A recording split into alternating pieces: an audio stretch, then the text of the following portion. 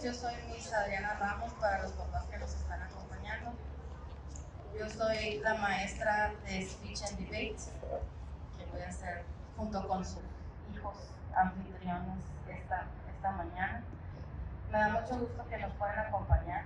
We're going to start with the international brief. The brief is to let you guys know what these cities here are going to be debating about, okay?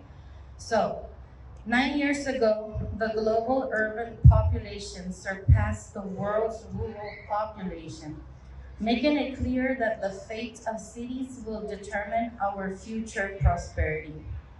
As enriched in the United Nations Sustainable Development Goals, for cities to thrive, action is needed to ensure that urban areas and human settlements are inclusive, safe, resilient, and sustainable.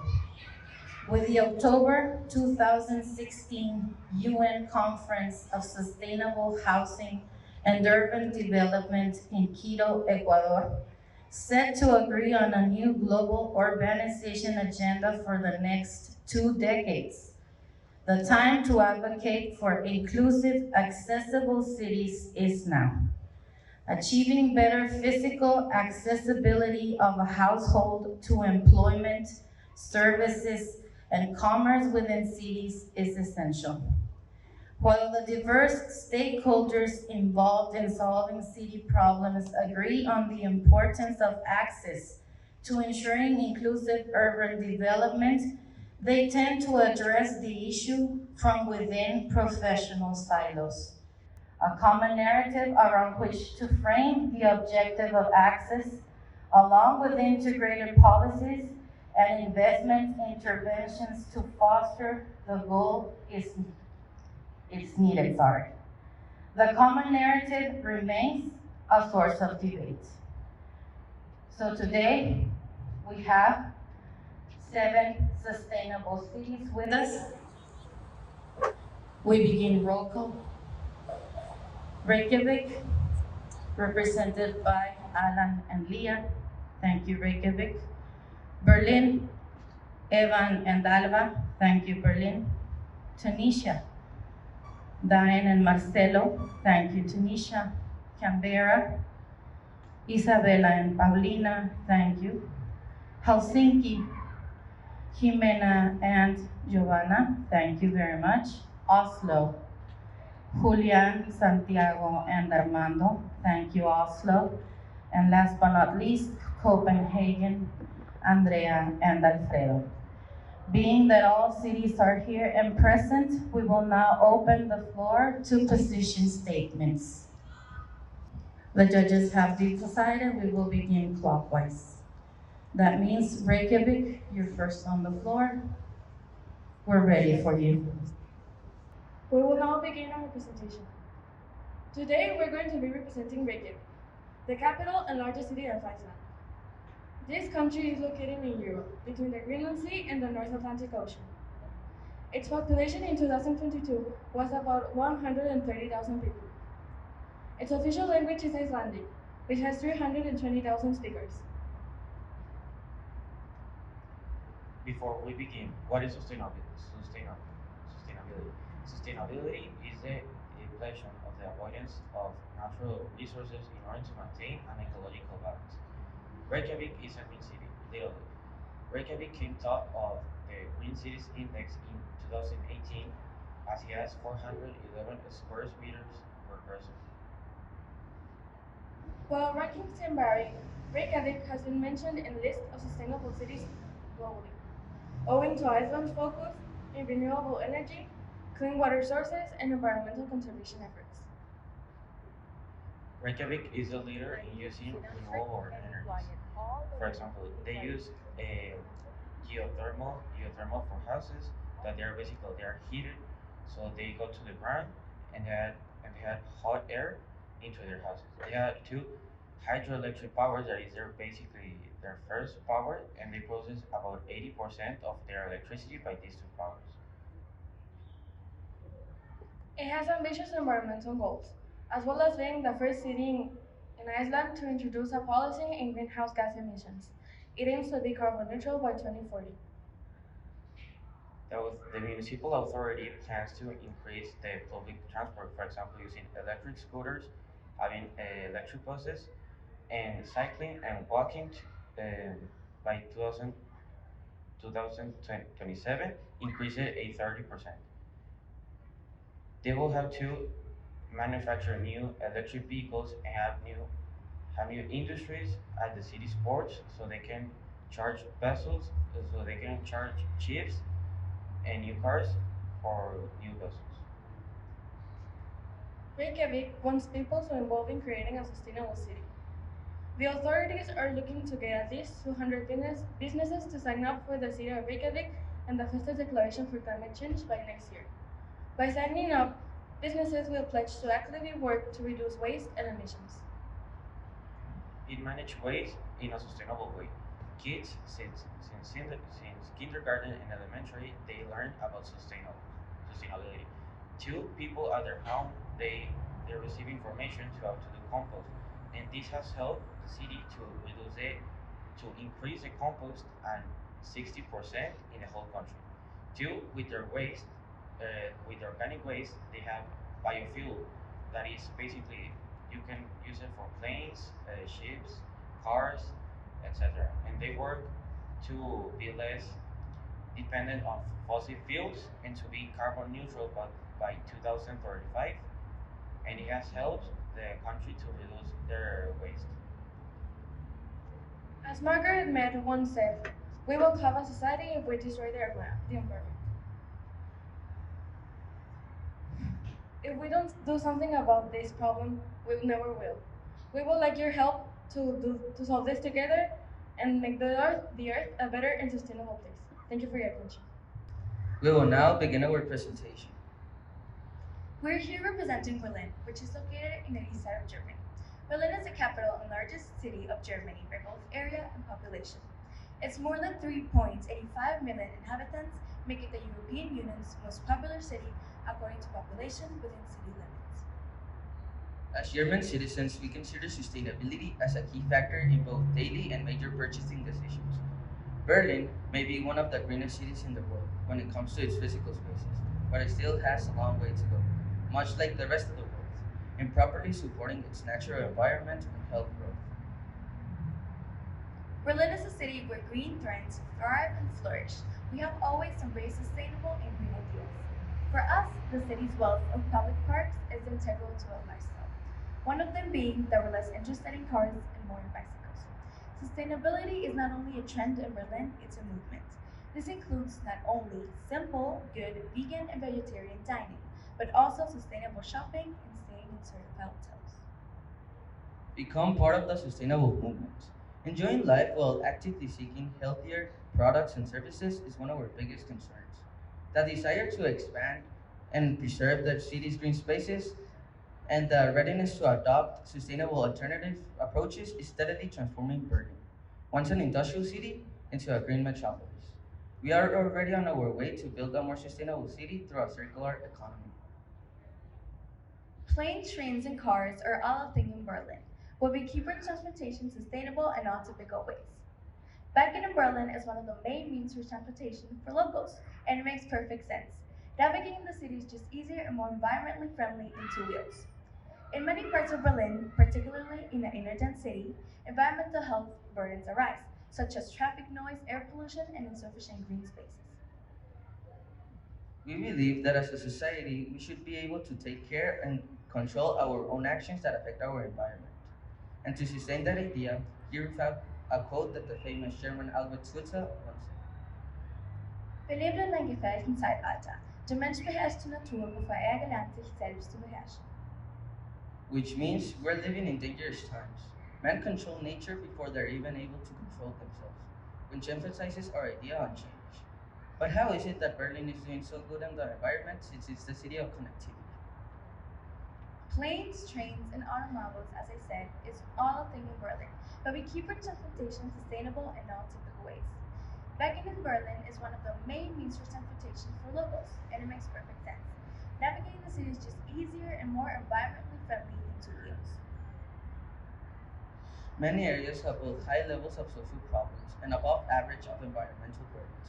These topics are discussed under the umbrella term of environmental justice and are gaining importance, especially against the backdrop of climate change. People on low income and with low educational attainment are often more exposed to environmental justice than those who are in a better financial situation. Environmental justice follows the goal of eliminating and avoiding environmental health problems and creating the best possible solutions for environmental health. By informing other countries about this matter, we hope to find a common ground and a solution to this worldwide issue. We all have the same goal to make the world a better and sustainable place. Let's all work together to achieve this goal. Thank you for your attention. We will now begin our presentation. Good morning. Today we're representing the city of Tunisia, that is confirmed by 12 million people. Our city's capital is called Tunis and is in the northern part of Africa. Our official language is Arabic, but also confirmed by other languages like Berber, English, and French. And most of the Tunisian people practice the religion Islam. Sustainability consists of fulfilling the future needs without compromising future generations, while ensuring a balance between economic growth, environmental healthcare, and social well-being. Our country of Tunisia have actively pursued sustainability through various initiatives. This includes projects focused on renewable energy development, such as increasing solar and wind power capacity. Additionally, we've been also working on sustainable agricultural practices. The issue addressed through projects and grants over the past 20 years. It includes slum grading, migration, gender equality, and environmental sustainability. All of this work is towards to the waste management and the conservation of natural resources. All of this work shows the commitment that we have to make our cities more sustainable for our future world. Tunisia is actively participating in sustainable agricultural partnerships to address climate change. The cities that we have helped and that they have helped us are Jordan, Lebanon, Palestinian territories, Iran, Egypt, Morocco, and Lebanon. The support that we need from other cities is the exchange of knowledge and the practice they have with the renewable energy, the waste management, and the eco-friendly urban planning. Other things that could help us up in sustainability is the help of technology and the enhance of energy development and the water management to make our cities greener and our world too. To end up, the financial support through loans and investments in our city will open many opportunities for us to create and deliver new projects aiming to sustainability and not only for a city, for all the world. In Tunisia, we all have a vision, and it is to make a better condition in the whole world. Thank you for your attention. Thank you, Tanisha. Hello, today we are representing the city of Canberra, also known as the capital of Australia. The current metro population is approximately 472,000 people.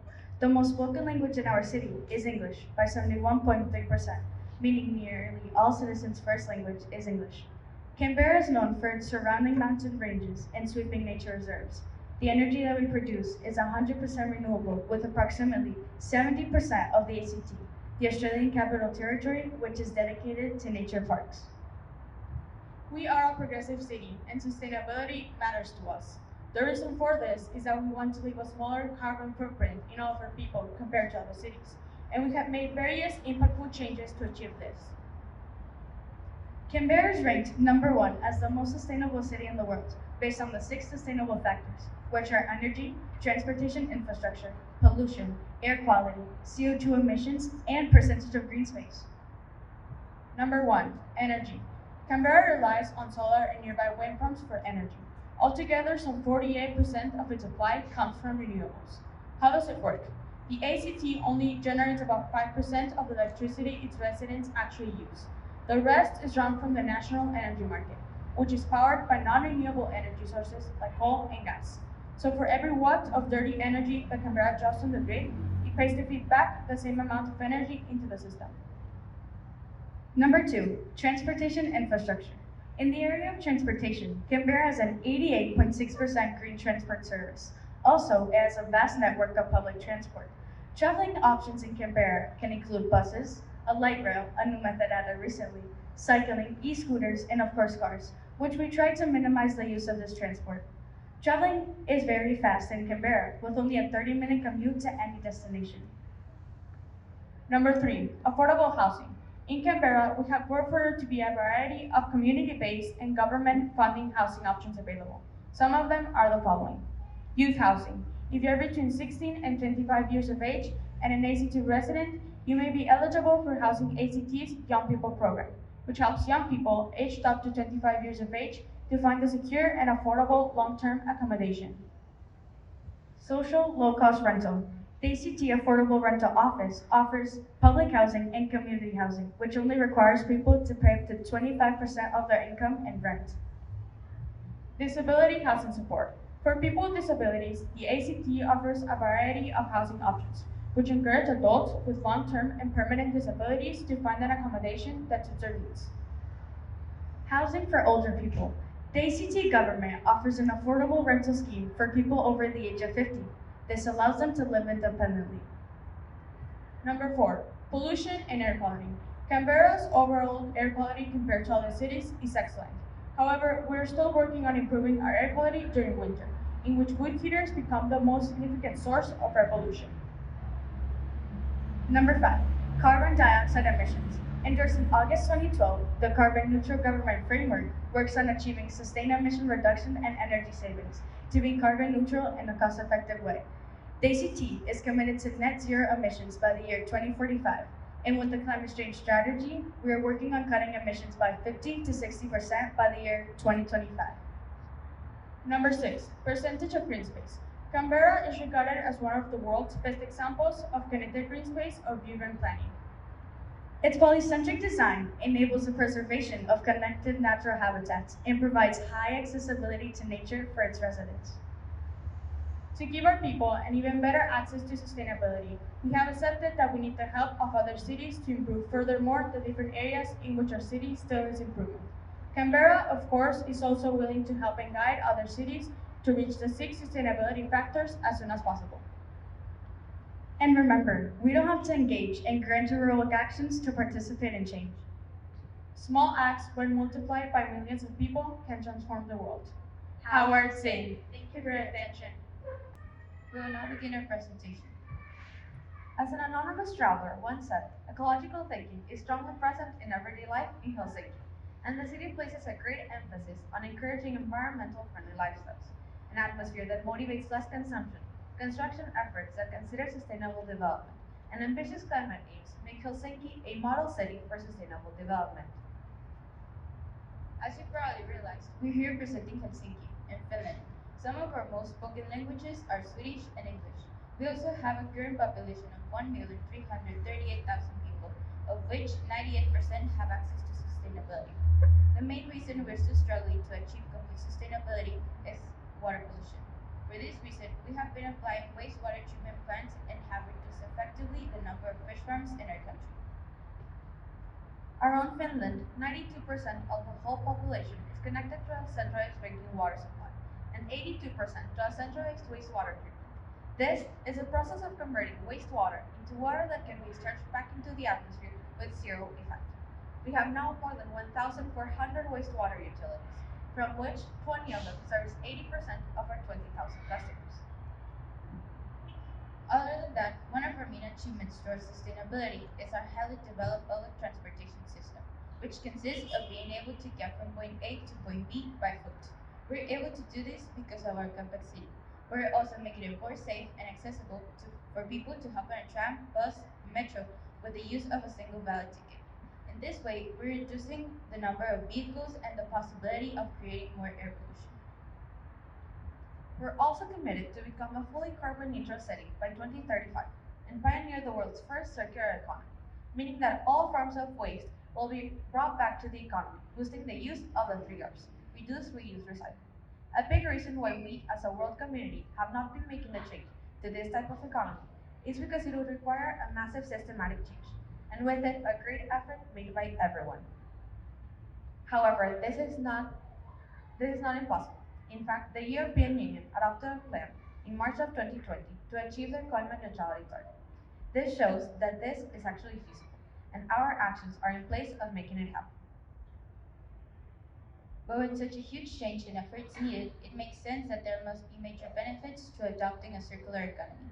5 of the most important benefits include reducing the use of non-renewable resources, lowering carbon emissions, aiming for zero waste, opening new opportunities for companies and businesses, and providing benefits for the consumer. At the end, it is more than obvious that the development of public transportation systems, the waste recycling, the water treatment, and the decreasing of unnecessary consumption are for us key for making our city smart and sustainable for living. And always remember, be a part of the solution, not part of the pollution. Thank you. We will now begin our presentation. Good morning. We are representing the city of Oslo.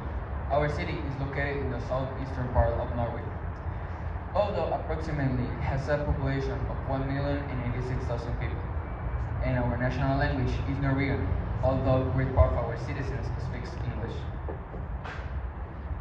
Norway's main worries are climate change, protection of the ozone, biodiversity, acidification, eutrophication, toxic contamination, and hazardous waste. All of this has given the country that impulse to continue working around sustainability, and all of its efforts have made it so they are now in the top 10 most sustainable cities around the world. Let us begin talking about what is sustainable development. It's a development that meets the needs of the present without compromising the ability of future generations to meet their own needs. So the ideal or perfect sustainable city should have self-sufficient regarding energy production. It has to manage ways to produce energy. It had to have more sustainable transportation methods, take care of our green spaces, and equally distribute all of our natural resources. Since 2017, Oslo City Center has been undergoing profound changes. Pedestrians and cyclists are allowed precedence over private cars, and an area approximately of 1.3 square kilometers became car-free in 2019. They are also planning to repurpose around 700 street parking spaces for other uses. Oslo is home to an extensive and convenient bike sharing scheme. Bikes can be found all around 200 stations in and around the city center. All of this is to promote other modes of transportation and reduce the reliance on private cars. Oslo is already considered a global front-runner position. Always producing the city becomes raw material to produce new plastic products, biomethane, biofertilizer, or as heat and electrical power. Moreover, biogas produced by bio-waste in city sewage are Oslo's main power for our bus and waste trucks. Oslo has green building standards. Our city has reinforced its green building standards so that every new building has to adhere to a sustainable principle design, energy efficiency standards, and the use of renewable environmentally friendly materials. All of this would reduce the carbon footprint of each building. One of Oslo's sustainable development goals is that the city further aligns as Sustainable Development, United Nations Sustainable Development Goals. Working towards achieving targets related to climate action, affordable and clean energy, and sustainable cities and communities are Oslo's main priorities to a sustainable future. Oslo's continuous pursuit for sustainability can be bolstered through active collaboration with other cities. Learning sharing initiatives can prove to be invaluable when sharing successful sustainability practices. Establishing partnerships in areas such as technology and urban planning can accelerate the adoption of eco-friendly solutions. By doing all of what we have said, we will not only enhance Oslo's pursuit for sustainability, but we would also create a web of information where other countries can enter and get answers for common problems. Thank you for your attention. We'll now begin our presentation. We're here representing the city of Copenhagen, capital and largest city of Denmark. It is located between the islands of Zealand and Amager. Our current population is 1,381,000 people. Copenhagen's language is Danish, closely related to Swedish and Norwegian, but English is taught in schools alongside with German and some French. Sustainability refers to the ability to maintain or support a process continuously over time. It seeks to prevent recent depletion so that it will remain available for a long term.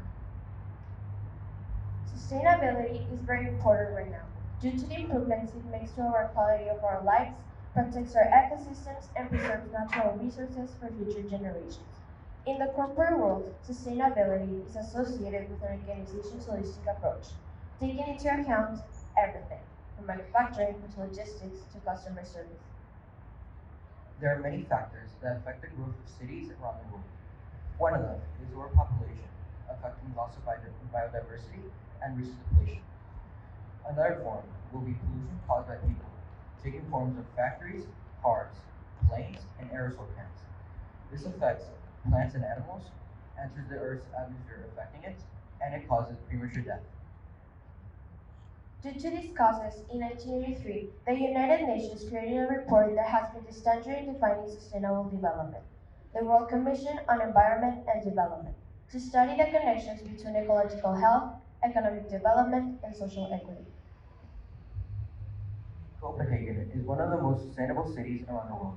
Our government is making great investments by having wind energy, a total of 546 kilometers of bicycle paths, hotel rooms with an eco certification, buses going electric, the highest consumption of organic food in the world per capita, a fleet of electric harbor ferries, and last but not least, our country, Denmark, is aiming to be the first carbon neutral country by the year of 2025. Denmark's dedication for sustainability line up with international goals for climate action. We, Copenhagen, believe that sustainability is very important for our country to thrive, but it can cause an economic collapse such as countries like Saudi Arabia, United States, Venezuela, Russia, etc., as those countries' economies depend on oil exports. As for solution for sustainability to thrive in all cities around the world, we give petroleum independence a little bit of less priority while giving others more so that these countries' economies can get out of petroleum exports. As for other solutions, we could aid countries with economic aid, with um, projects, and with help.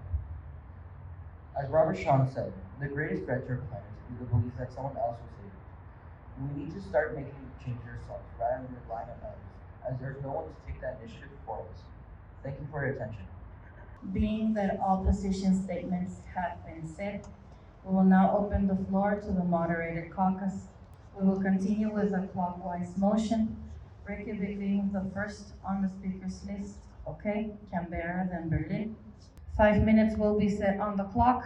You may begin. Could you discuss the role of community engagement and education in Reykjavik's efforts to promote sustainable land management practices and awareness of land degradation issues? In every school of Reykjavik, we introduce how to manage compost or every aspect of sustainability to kindergarten kids or to every citizen in the city. Also for kindergarten kids, we have like little games for them so they know how to use compost, always sustainable. And for older people, we use a more special way to teach them how to be sustainable. Considering that the German agriculture sector is under pressure due to the reduction of the market support, how is Berlin integrating sustainable practices into its food and agriculture system? So what we use is we're not using, for example, if you're talking about food, we don't use food as animal-wise. We try to have a more sustainable approach in food and more in the food area, I guess. And we have a lot of sustainable things as well. We have a lot of farmers and work areas in which we use sustainable to produce our food. So we don't use like non-sustainable products that can affect our planet too. Thus, Malaysia opposed the conservation and preservation of the diverse ecosystems, including coastal areas and natural reserves.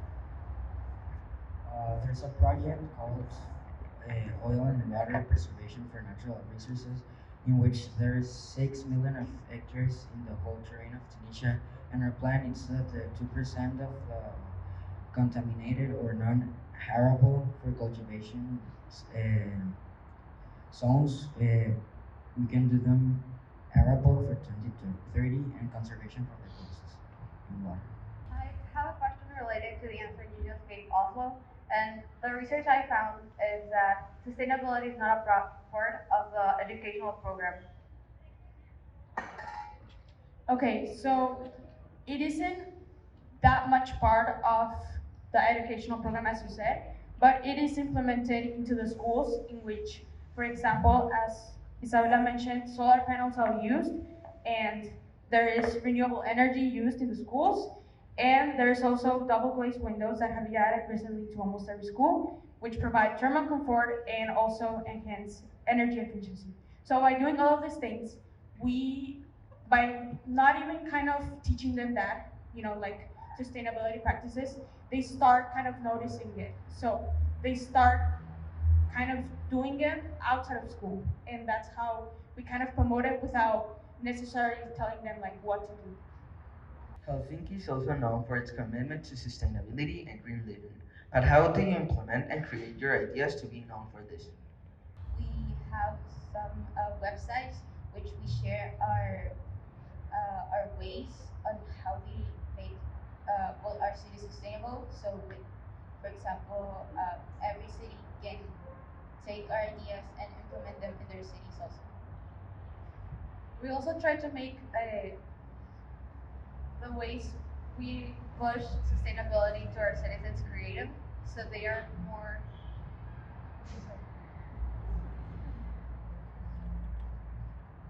So they want to participate more, and that's what those ways are the ones that we publish in some of the websites. How does the city approach the reduction of sewage-related pollutants and the protection of aquatic ecosystems?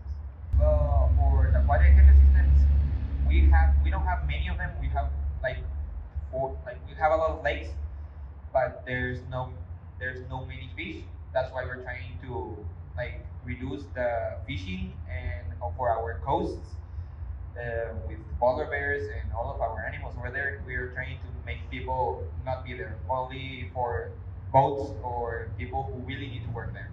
Like more tourists think like if tourists go to aquatic places, we try not to incentivize them. In your position statement, you claim to become a fully carbon neutral city by 2025. Yet, research shows that in the past you have set multiple dates to achieve this, but instead of lowering your carbon rates, your numbers end up. What are you doing differently now, and how can you assure us you will achieve this goal? We're having a lot of projects with a lot of electric motors, a lot of renewable energy rather than using carbon stuff.